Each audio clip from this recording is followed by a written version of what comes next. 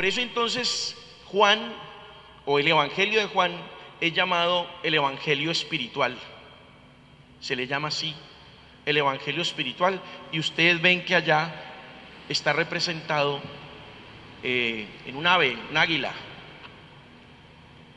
El Evangelio de Juan está representado en un águila, porque es un evangelio que se eleva, que teológicamente es muy elevado, que quien escribió el Evangelio de Juan era ya un teólogo, es decir, era una persona que tenía ya mucho conocimiento de la vida cristiana y han venido ya construyéndose una serie de conceptos teológicos y una doctrina más o menos organizada. Entonces, por eso usted ve que el Evangelio es así, muy, muy elevado. Y entonces uno, ¿qué podría resaltar así rápidamente del Evangelio? Primero, el Evangelio de Juan es la representación del movimiento. Es un evangelio del movimiento, del no estarse quieto. ¿Por qué digo eso?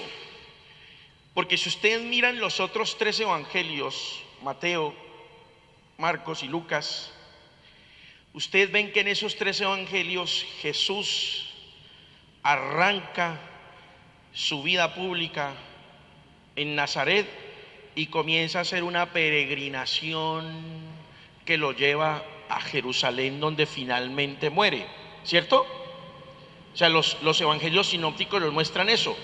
Es una única peregrinación por pueblos, villas, ciudades, recorriendo hasta llegar a Jerusalén. Es una sola peregrinación. En Juan no es así. Juan nos muestra a Jesús yendo y viniendo de Jerusalén, yendo y viniendo, hasta 3 y 4 veces.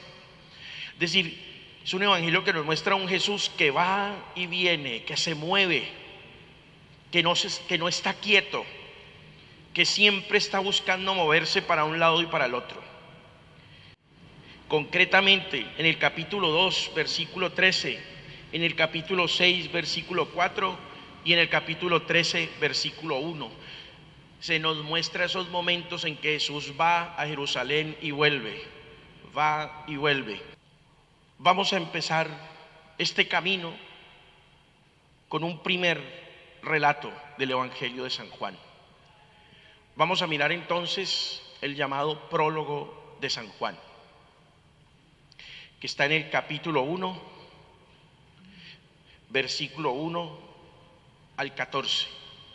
Entonces les pido, si tienen por ahí Biblias, si las tienen ahí en aplicación, alguien que prepare Proverbios 8, 22, 32. Otro que mire Eclesiástico 24, 1, 29. Y otro que prepare Sabiduría 9, 9, 12. Porque este prólogo de San Juan es un himno. ¿Por qué digo que es un himno? Porque estos textos que llamamos himnos eran cantados en las primeras liturgias cristianas. En el Nuevo Testamento encontramos varios. ¿Se acuerdan el de 1 Corintios 13, del amor? Ese es otro himno. Y así podríamos encontrar varios himnos. Entonces, el prólogo, es un himno. Son himnos que se cantaban en las liturgias cristianas nacientes y que luego se fueron metiendo en los evangelios, y más en que es el último evangelio, que se escribe ya finalizando el siglo I. Es decir, en esos 80 años ya había una cierta liturgia primigenia, una cierta liturgia rudimentaria. No es la liturgia que tenemos hoy, pero sí habían ya unos ciertos signos y símbolos muy simples, y uno de esos eran los himnos. El prólogo de Juan es uno de esos himnos. Entonces, si ustedes miran, los que ya tienen los textos que les mencioné, les pido que ahora vengan acá y lo lean para que comparemos la estructura con la de el prólogo. La sabiduría creadora. Yahvé me adquirió al principio de su camino, antes de sus obras de tiempos pausados. Desde la eternidad fui establecida, desde el principio, desde los orígenes del mundo. Fui engendrada antes que los abismos, antes que existieran las fuentes de muchas aguas, antes que los montes fuesen colocados, yo había sido ya engendrada. ¿Les suena parecido?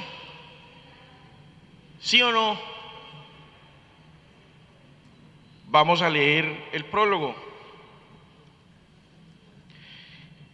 Al principio existía la palabra y la palabra estaba junto a Dios y la palabra era Dios. Al principio estaba junto a Dios, todo fue hecho por medio de ella y nada de lo que existe se hizo sin ella. En ella estaba la vida y la vida era la luz de los hombres. Y puntos suspensivos. Entonces ven que el estilo es muy parecido. O sea, lo que quiero decir con esto es que ese prólogo no es una cosa nueva. Ese prólogo ya tiene una influencia anterior. Tiene una influencia anterior. Miremos Eclesiástico. ¿Quién tiene Eclesiástico? La sabiduría se alaba a sí misma y se gloría en medio de los suyos. En la asamblea del Altísimo abre su boca y se gloría en presencia de su corte celestial.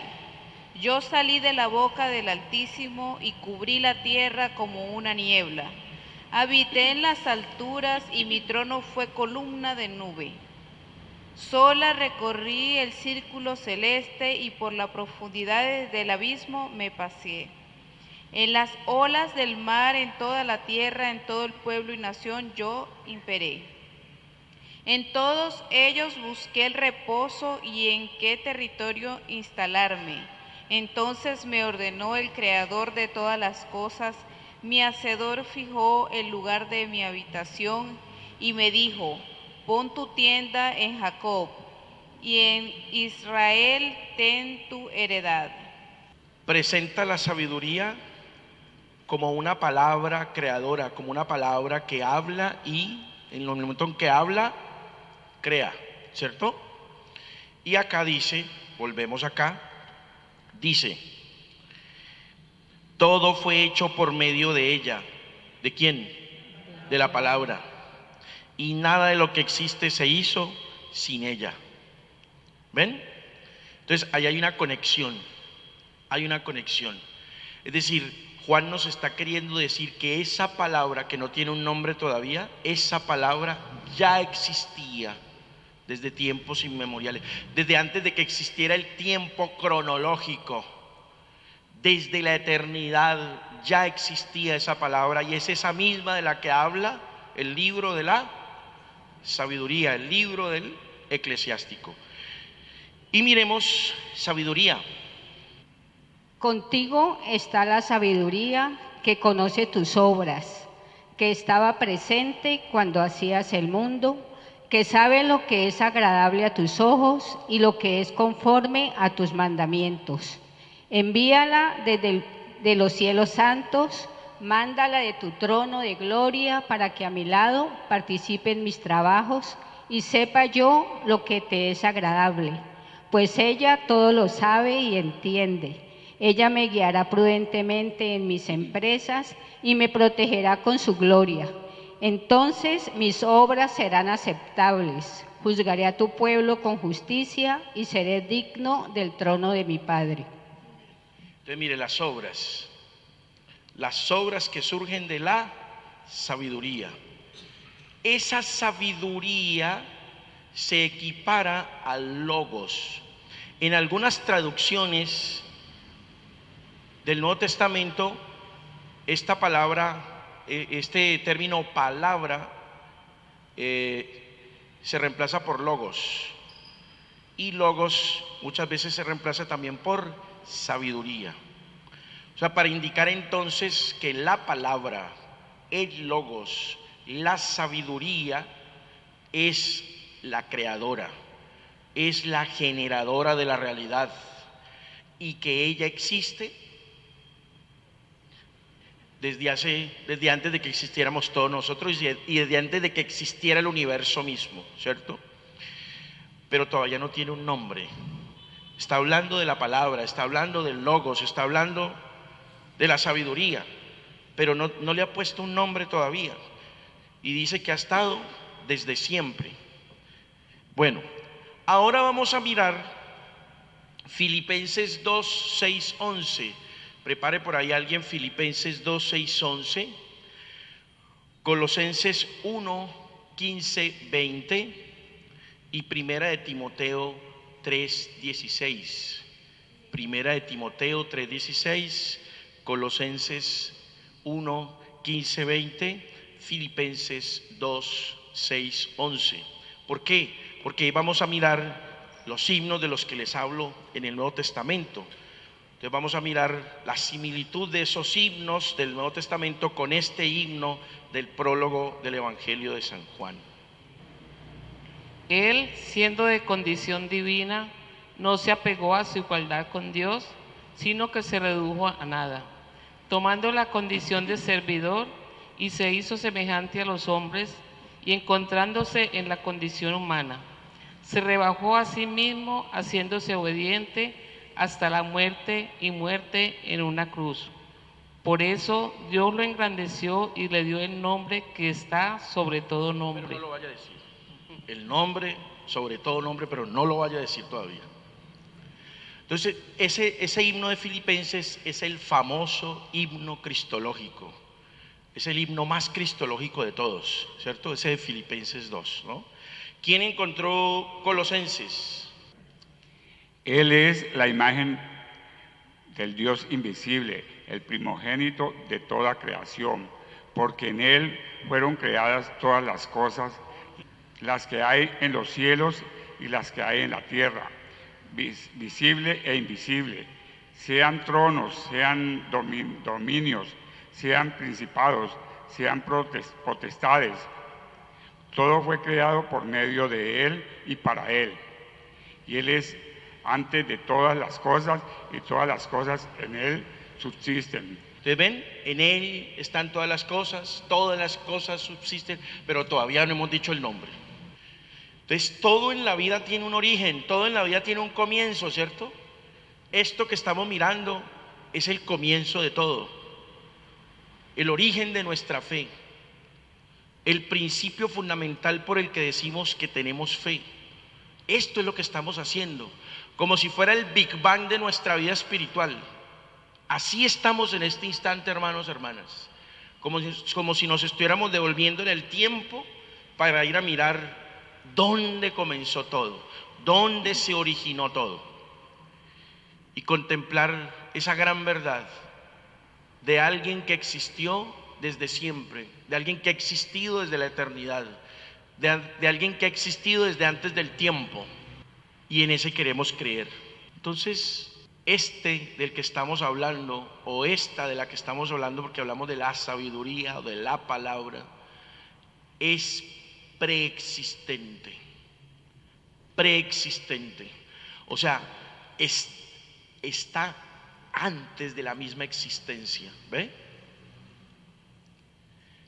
Eso me parece que es importantísimo que lo profundicemos y que en nuestra oración le digamos al Señor: tú que has existido desde antes de que yo naciera, tú que has estado en la eternidad misma, más allá del tiempo, más allá del espacio, en ese es en el que yo creo, en ese es en el que yo quiero comenzar también a lanzarme.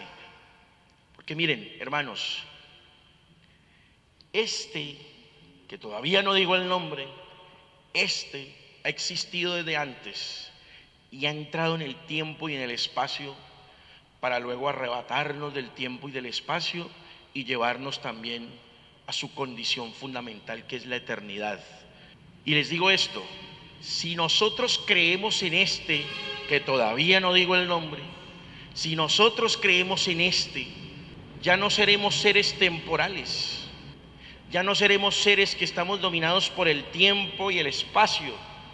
No, seremos seguidores de alguien que nos lanza más allá del tiempo y del espacio. Quienes decidimos creer en este, que todavía no decimos el nombre, quienes decidimos creer en él, ya no somos seres temporales. Los que estamos aquí todavía peregrinando en este tiempo-espacio, nos comenzamos a llamar tempiternos. Nosotros ya no somos temporales, somos tempiternos, con un poquito del tiempo, pero con otro poquito de la eternidad. Porque al haber aceptado a este, que todavía no digo el nombre, estamos lanzados a eso. Entonces, como no estamos todavía en la eternidad, sino que estamos todavía cogidos del tiempo, del cronos, por eso ya no somos temporales, sino tempiternos. ¿Cuál es la finalidad entonces de seguir a este que todavía no decimos el nombre? Dejar de ser tempiternos para convertirnos en eternos, porque estamos llamados es a eso, a la vida eterna, a la eternidad. Para entonces despojarnos de la temporalidad de la vida, es necesario asumir el camino de esta, del que todavía no decimos el nombre. Entonces vamos, hermanos, hermanas, a leer por completo este himno del prólogo de San Juan.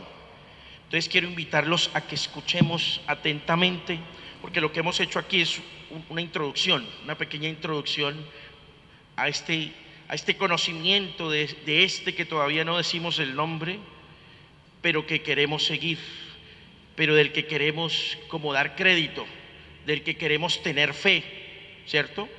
Entonces vamos a escuchar atentamente este himno del prólogo de San Juan. Lo invito, hermano, hermana, a que cierre sus ojos. Al principio existía la palabra,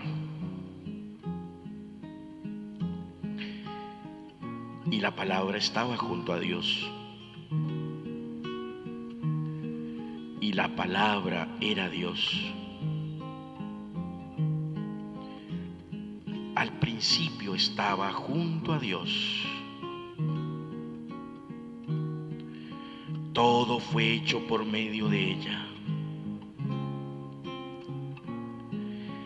y nada de lo que existe se hizo sin ella.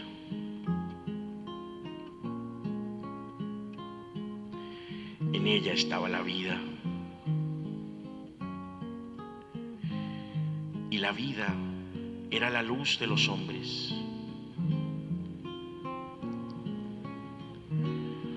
La luz brilla en las tinieblas, pero las tinieblas no la vencieron. Hubo un hombre enviado por Dios, se llamaba Juan. Este vino como testigo para dar testimonio de la luz, para que todos pudieran creer por medio de él. Él no era la luz, sino que vino a dar testimonio de la luz. La palabra era la luz verdadera, que al venir a este mundo ilumina a todo hombre. Ella estaba en el mundo, y el mundo fue hecho por ella, pero el mundo no la conoció. Vino a los suyos,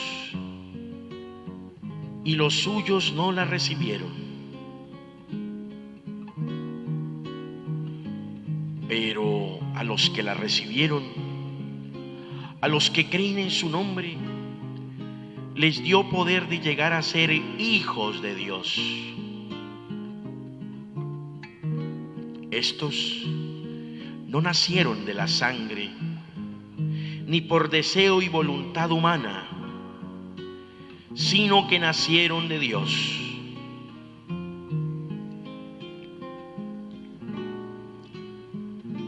Y la palabra se hizo carne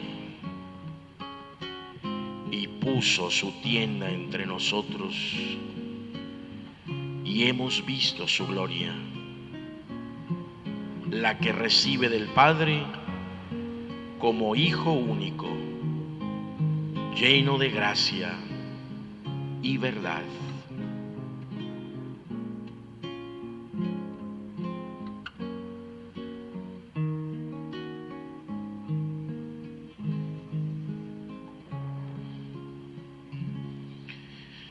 Vamos entonces a rumiar este himno.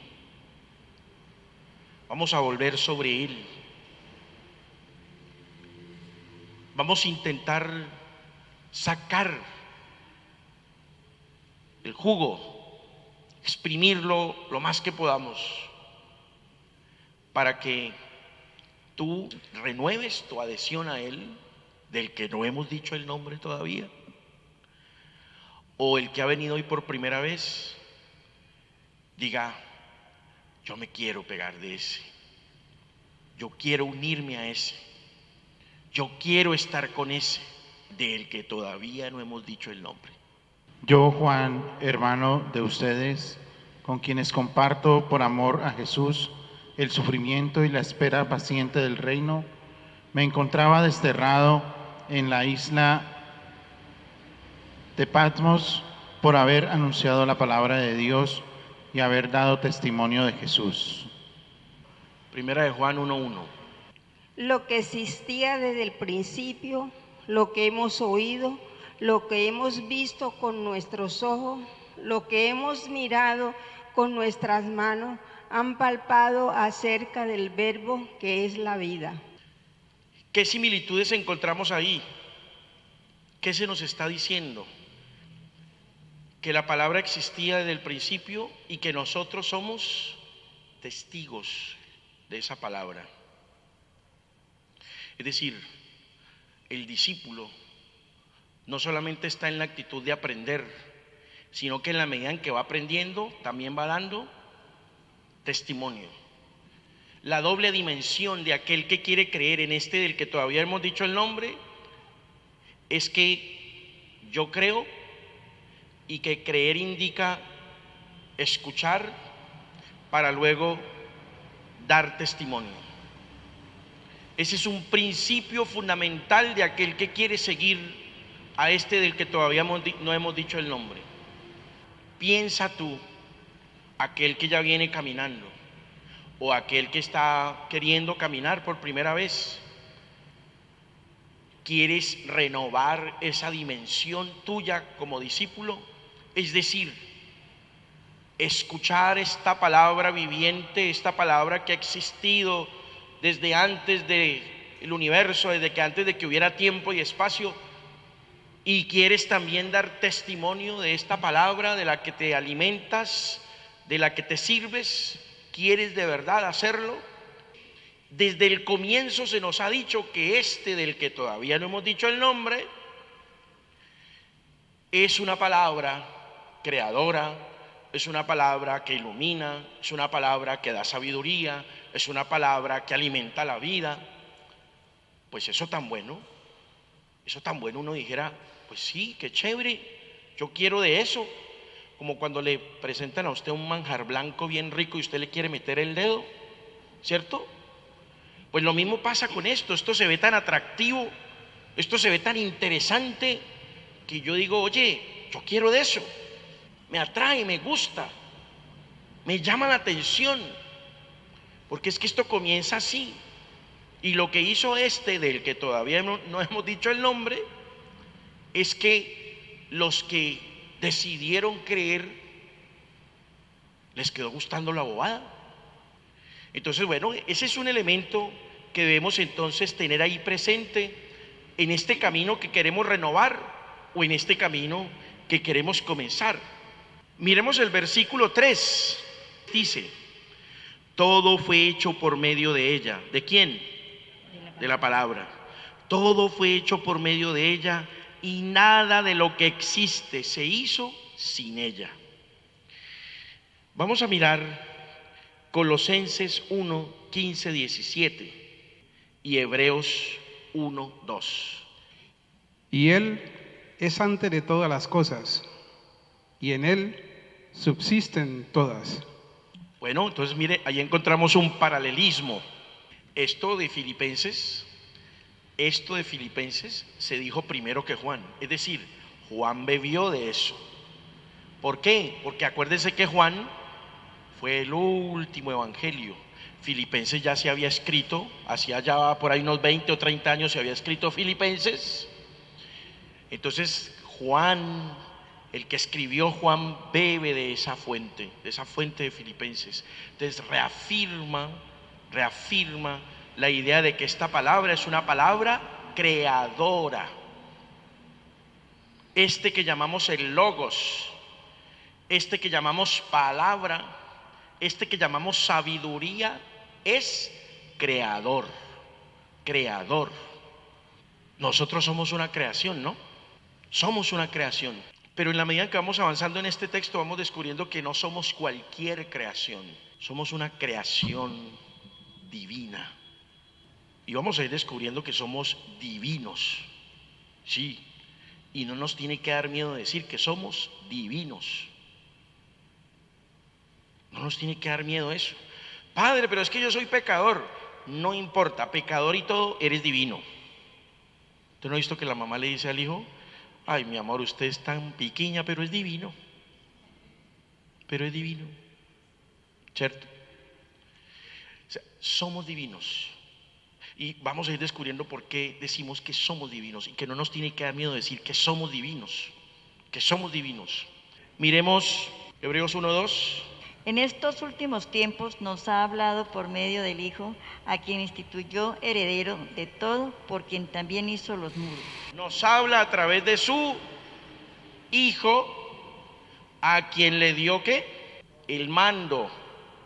¿Y el mando en dónde está? En la actitud creadora, en la posibilidad de crear. O sea, el Hijo de Dios, del que todavía no hemos dicho el nombre, este que llamamos Hijo de Dios, tiene la facultad creadora. Y ahí vamos entrando en un tema como la Trinidad, por ejemplo. Entonces, aunque la actitud creadora se la damos al Padre, ¿cierto? Uno siempre dice el Padre creador, pero resulta que aquí nos está diciendo que el Hijo también es creador.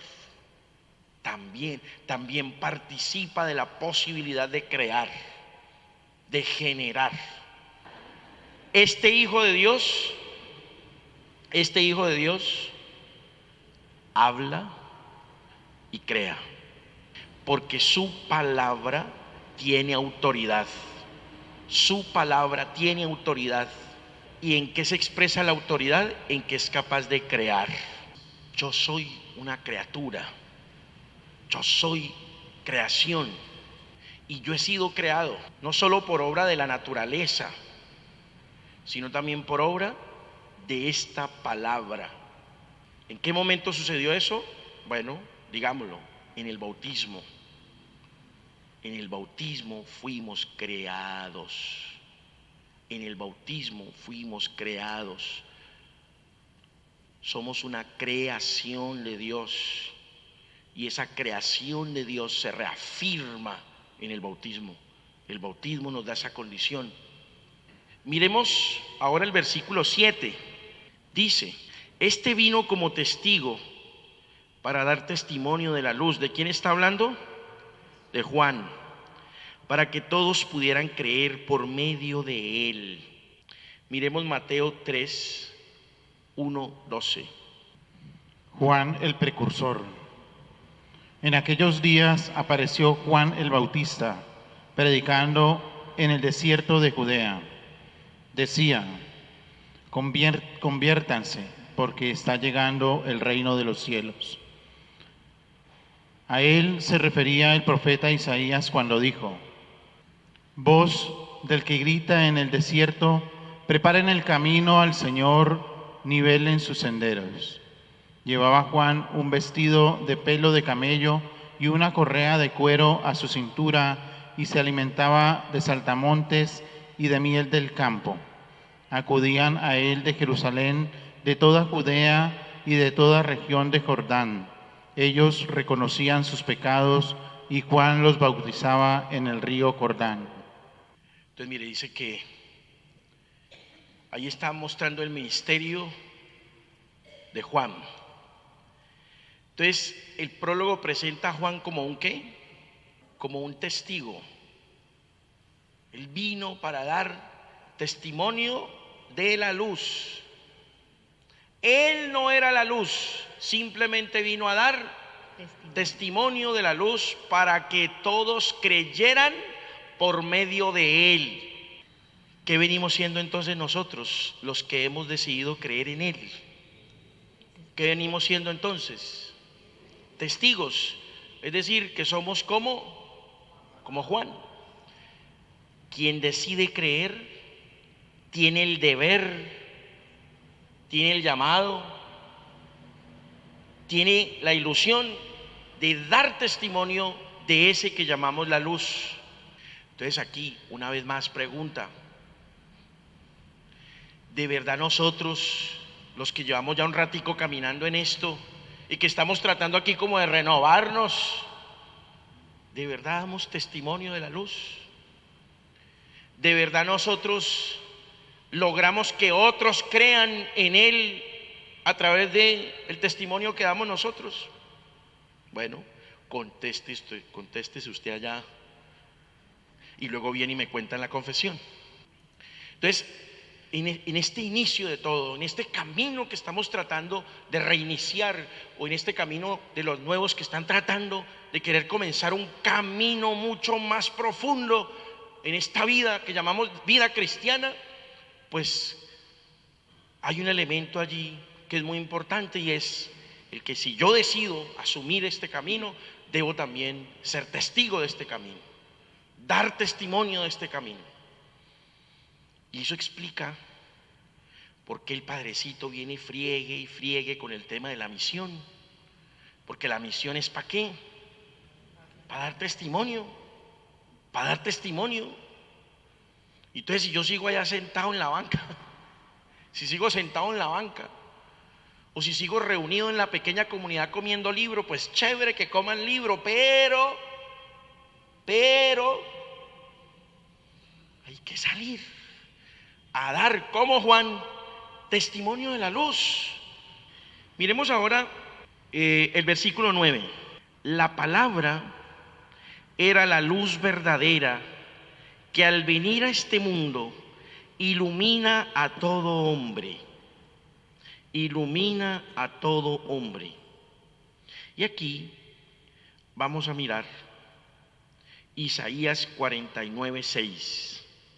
Poca cosa es que seas mi siervo para restablecer las tribus de Jacob y traer de nuevo a los sobrevivientes de Israel. Yo te he puesto como luz de las gentes, para que llegue mi salvación hasta los extremos de la tierra. Yo te he puesto como luz. ¿Como luz qué? Como luz de las gentes, para que esa luz prodigue ¿qué? La salvación. Es decir, esta luz, a este que llamamos la luz, a este que llamamos maestro, a este que llamamos la palabra, a este que llamamos la sabiduría, viene a eso, a iluminar la vida de las personas y con ello lograr salvación. Salvación. Es decir, ustedes están esta noche aquí porque quieren renovar su compromiso para lograr, para alcanzar la salvación. Entonces, tú piensas en tu salvación, o sea, en el diario vivir, en la cotidianidad de tu vida. Esa palabra salvación está introyectada aquí en tu cabeza, la oras en tu oración personal, o la has introducido en el inconsciente de tu vida, y de tal manera que todo lo que tú haces es pensando en alcanzar esa salvación que me es dada por la luz, por la palabra, por la sabiduría. ¿De verdad yo pienso en mi salvación? Y si pienso en mi salvación, me acerco a este que llamamos la luz. ¿De verdad Él es una lámpara que ilumina mi vida? ¿De verdad este que llamamos Hijo de Dios es un faro que despeja las tinieblas de mi mente, de mi corazón, de mi camino como discípulo? Y si es así, ¿me vuelvo yo luz para iluminar la vida a otras personas? O sea, mi testimonio de vida realmente es luz para mover la vida de otras personas, para movilizarlos. Porque ya entendimos desde un comienzo que en Juan Jesús es ¿qué?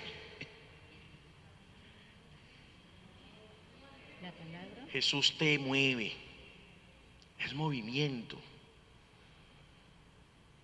Ve, acuérdense de esto. Les recomiendo, lean Lumen Fidei, que la escribió Benedicto XVI. En Lumen Fidei, Benedicto nos enseña que la etimología de la palabra fe es eso, movimiento, movimiento. O sea, la fe es esto: yo veo, creo y entonces me muevo para ir a eso que creo. ¿Sí? La etimología indica eso. Si yo digo que creo, pero no me muevo, entonces ahí no hay una verdadera fe. ¿Me hago entender? Por eso la conversión, la metanoia es eso, movimiento. O sea, conversión es que este es el camino y yo me fui por acá y estoy por acá todo embolatado. Entonces, ¿la fe qué hace? La fe hace que yo vuelva a mirar el norte y me mueva para centrarme de nuevo. Si a mí la fe no logra hacer eso en mí, entonces estamos fregados. Entonces vuelvo y les digo, la fe es movimiento. O sea, yo sé por qué se los digo, esto no es un capricho del curita, no, es que eso está ahí en la enseñanza de la iglesia, caramba. La fe es movimiento, moverme, pasar de un estado para llegar a otro, Entonces eso es muy importante, pero muy importante en el camino de la vida cristiana. ¿Por qué cree que a los curitas nos mantienen moviendo de las parroquias? Porque es un principio fundamental, movernos. Ay, porque si uno no se mueve, usted deje de moverse por una hora y ¿qué pasa? Cuando se va a parar. Yo que ya voy a cumplir 50 estoy empezando a experimentar eso. En serio, yo me siento media hora en una silla y cuando me voy a parar, ¡ay! Y así nos pasa con la fe. Así nos pasa, que nos vamos quedando quietos y cuando ya queremos movernos, hay unos que a los 50 años les da por ir y hacer caminadora y todo, y cuando llegan como de uy. Claro, uno ha estado tan anquilosado y le da por moverse así de buenas a primeras. Claro, usted llega todo vuelto nada. Entonces por eso la fe es movimiento, pero también es proceso. Es un paso a paso, ¿cierto? Pero es movimiento. Así sea poquito, pero es movimiento. Nunca quedarnos quietos, nunca. Bueno, vamos ahora al versículo que más me gusta, a mi favorito, el versículo 14. Dice: y la palabra se hizo carne y puso su morada entre nosotros, y hemos visto su gloria, la que recibe del Padre como Hijo único, lleno de gracia y verdad. Aquí sí me quiero detener un rato, que este versículo tiene una profundidad teológica. que desafortunadamente en las traducciones, aquí está bien traducido, gracias a Dios. Entonces es muy chévere porque las traducciones están correctas. Entonces aquí está bien traducido. En otras traducciones dice, y la palabra se hizo carne y habitó entre nosotros. Bah, la embarraron. No, la traducción correcta es esta. Y el verbo de Dios se hizo carne y puso su tienda entre nosotros. Eso es clave decirlo allí. Decir que y habitó entre nosotros, no, le quita todo el sentido original del texto. Le quita todo el sentido original. Entonces, para poder entender eso, vamos a mirar Éxodo 40, 34, 38. Éxodo 40, 34, 38.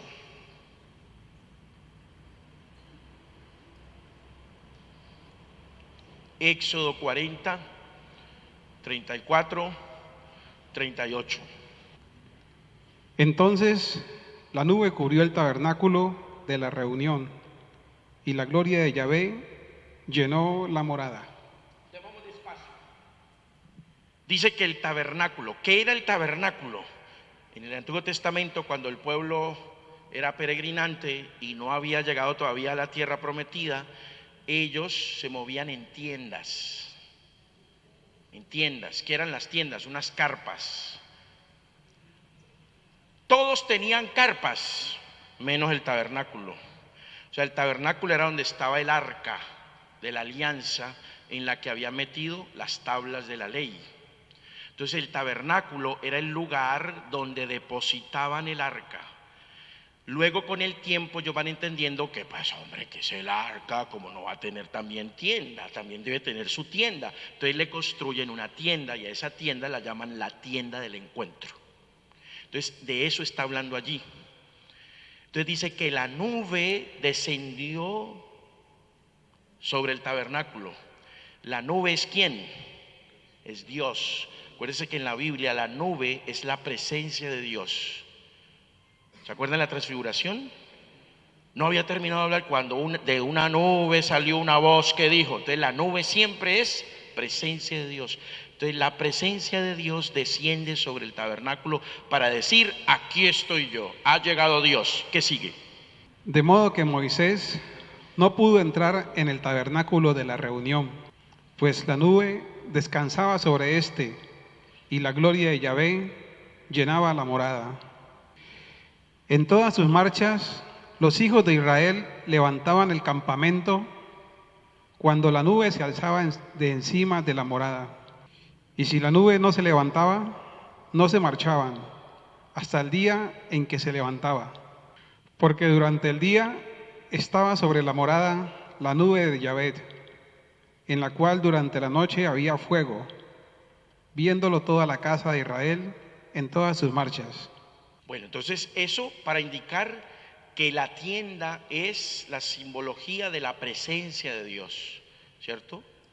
Entonces, ahí vamos bien. Entonces dice el texto de Juan que la palabra se hizo carne y puso su tienda entre nosotros. Puso su tienda entre nosotros como, ¿sí? Como en aquellas épocas del pueblo de Israel. Pero miremos otros, a ver. Dice, miremos Isaías 6:3. Isaías 6:3. Isaías 6:3. Isaías 6:3. Y se gritaban el uno al otro, Santo, Santo, Santo, Yahvé Sebaot, llena está toda la tierra de su gloria. Esa entonces es la expresión con la que el pueblo reconocía la presencia de Dios. ¿Cómo la reconocía? Diciendo, Santo, Santo, Santo. Ahora, ¿por qué decían Santo, Santo, Santo? Porque en el hebreo no existen los superlativos. Nosotros sí tenemos superlativos. Nosotros no tenemos que, en el español no tenemos que decir santo, santo, santo, y no que decimos santísimo. En el hebreo no existen los superlativos. Entonces, ¿cómo hacían el superlativo? Santo, santo, santo. ¿Ve? O sea, esa expresión es el reconocimiento del pueblo a la presencia de Dios. Entonces, ¿cómo llaman a la presencia de Dios? Santo. Santo, que significa distinto, separado, diferente. Y todos estamos llamados a ser ¿qué? Es decir, a ser. Sí, pero ¿qué significa santo? Distintos, diferentes. O sea, el santo es aquel que es distinto, es diferente al resto de la humanidad. Por eso Dios es el santo de los santos. Y cuando ya se hizo el templo de Jerusalén, el lugar donde estaba el tabernáculo lo llamaban el Santo Santorum, el santo de los santos. El lugar más santo del templo era el tabernáculo. Estamos hablando del templo, no, aquí todavía es el pueblo nómada que todavía no tiene templo. ¿Qué es lo que tiene? Una tiendita, una tienda donde estaba ahí el tabernáculo. Bueno, miremos Éxodo 33, 18, 20. Moisés pidió al Señor: muéstrame tu gloria. Y el Señor le respondió: yo mismo te haré ver toda mi gloria, y en tu presencia pronunciaré el nombre del Señor. Yo protegeré a quien quiera y tendré compasión de quien me parezca. Sin embargo, no podrás ver mi cara, porque quien la ve no sigue vivo. Quien ve la cara de Dios, ¿qué pasa? No puede contar el cuento después. O sea, la grandeza de Dios es tal que nuestra humanidad no la resiste. ¿Me hago entender? O sea, mire, toda esta explicación estamos aquí tratando de entender el versículo 14. Versículo 14. Entonces, en el Antiguo Testamento se entiende que la presencia de Dios es tan, pero tan poderosa que mi humanidad no la puede resistir. Es decir, si yo me expongo a la presencia de Dios,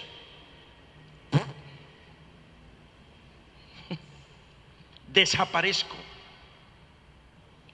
Es decir, yo no puedo ver la presencia, la totalidad del ser divino de Dios, porque ¿qué pasaría? ¿Qué pasaría? Me muero. O sea, mi humanidad no la resistiría. Entonces, esto que estoy diciendo es muy importante, porque entonces ahora vamos a mirar de nuevo el versículo 14. Y la palabra se hizo carne. El ser de Dios se hizo carne. Se hizo carne. O sea, ¿entendemos lo que quiere decir eso? Se hizo carne. O sea, esta explicación previa y esto que acabo de decir, yo creo que usted iba entendiendo una cosa muy hermosa, muy bella. Dios nos ama tanto que quiere hablar con nosotros. Y en el Antiguo Testamento con el único que podía hablar era con Moisés, con nadie más. Pero Él quiere hablar con todos. Pero si quisiera hablar con todos en su ser absolutamente celestial, no podría hacerlo, porque todos moriríamos. Entonces, para poder hablar con nosotros, ¿qué hizo? Se hizo carne. Mire la grandeza de este Dios nuestro, que toda su magnanimidad la pudo contener en la pequeñez de la carne. O sea, Dios es tan poderoso que tiene la capacidad de contenerse a sí mismo en la carne para poder hablar con nosotros y no morir. Yo digo eso y se me eriza la piel. Se me eriza la piel. Por eso este Dios es hermoso. Este Dios es bello, bello, bello. Bellísimo. ¿No? ¿Entendieron, no? Santo, santo, santo. Es bellísimo. Es bellísimo porque se abaja, se vuelve pequeño para poder estar.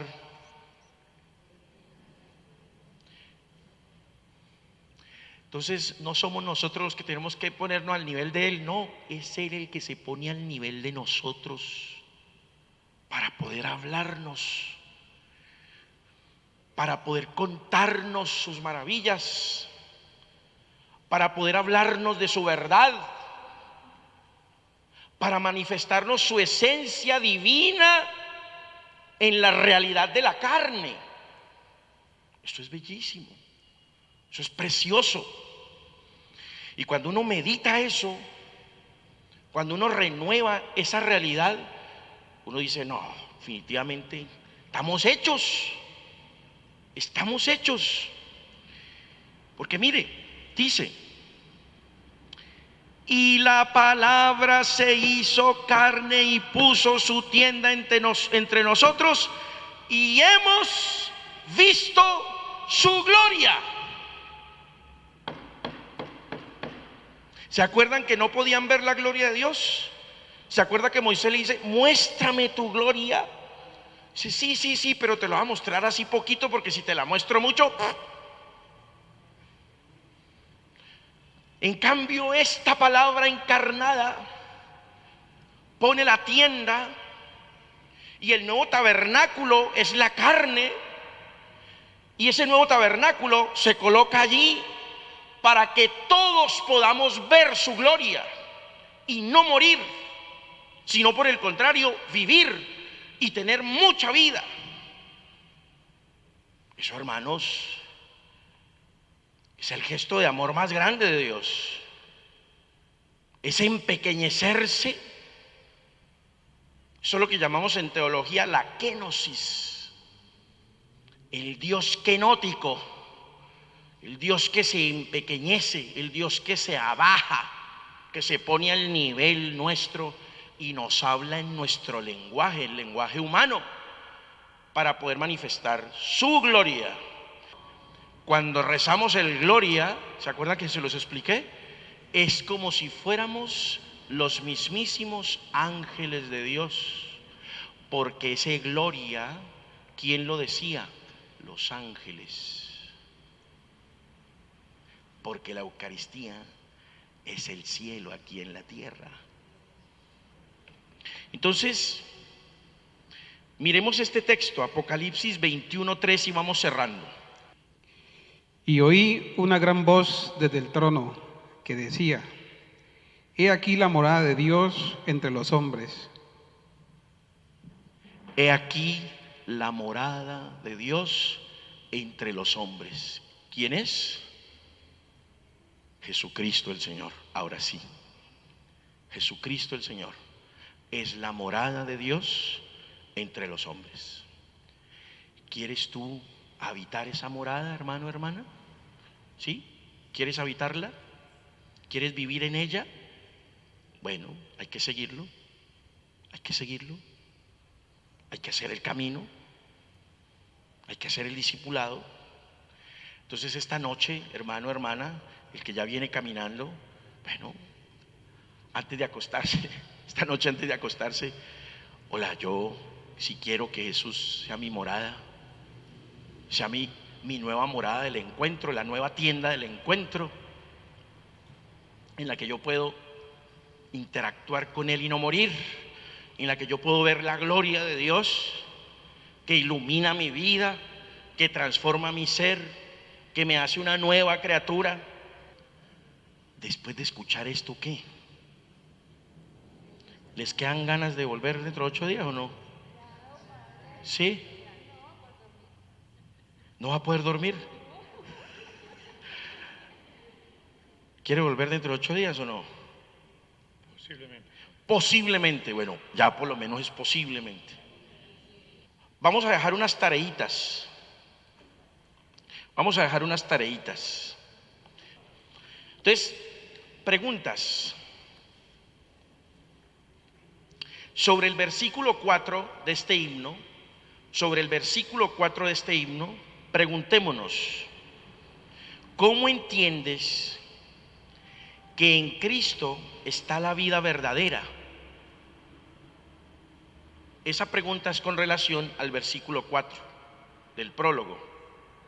¿Cómo entiendes que en Cristo está la vida verdadera?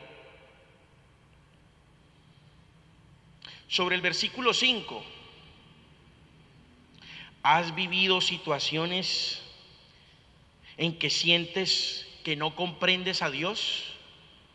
¿Has vivido situaciones en que sientes que no comprendes a Dios? Sobre el versículo 9, ¿cuándo has sentido oscuridad en tu vida? ¿Cuándo has sentido oscuridad en tu vida? ¿Cómo crees que Dios puede ser luz para ti? ¿Cómo crees que Dios puede ser luz para ti?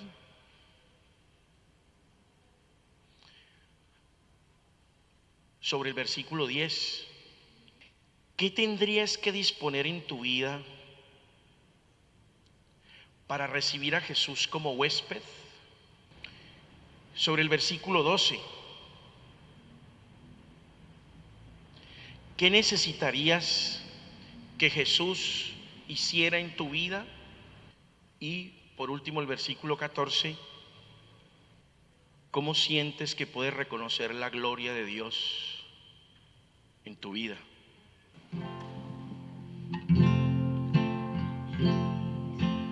Jesús está entre nosotros, Él vive hoy y su espíritu a todos da. Es su razón de nuestra vida, es el Señor, nos reúne en pueblo de amor, cambia nuestras vidas con tu fuerza, guárdanos por siempre en tu presencia. Tú eres verdad, tú eres la paz. Vamos el coro. Vamos. Jesús está entre nosotros, Él vive hoy y su espíritu a todos da. Es su razón de nuestra vida, es el Señor, nos reúne en pueblo de amor. A ese Jesús le damos gracias, a ese Jesús le decimos que queremos seguirlo, a Él que es la luz verdadera, que ilumina la vida, que ilumina nuestra vida, que disipa las tinieblas del camino. A ese Jesús nos queremos adherir, queremos estar con Él, queremos caminar con Él. Jesús, amado Maestro, sigue guiándonos, sigue hablándonos, que seas la tienda en la que podemos encontrarnos contigo para conocerte, para amarte, para servirte y para alcanzar de tu mano la gloria que nos tienes prometida. A ti, Jesús, nos lanzamos, nos movemos, colocamos nuestra existencia en tus manos para que tú la moldees, para que tú la recrees, para que tú la hagas figura tuya, como si fuéramos imagen tuya. Padre nuestro que estás en el cielo, santificado sea tu nombre. Venga a nosotros tu reino, hágase tu voluntad en la tierra como en el cielo. Danos hoy nuestro pan de cada día, perdona nuestras ofensas, como también nosotros perdonamos a los que nos ofenden. No nos dejes caer en la tentación y líbranos del mal. El Señor esté con ustedes. La bendición de Dios Todopoderoso, Padre, Hijo y Espíritu Santo, descienda sobre ustedes y les acompañe siempre.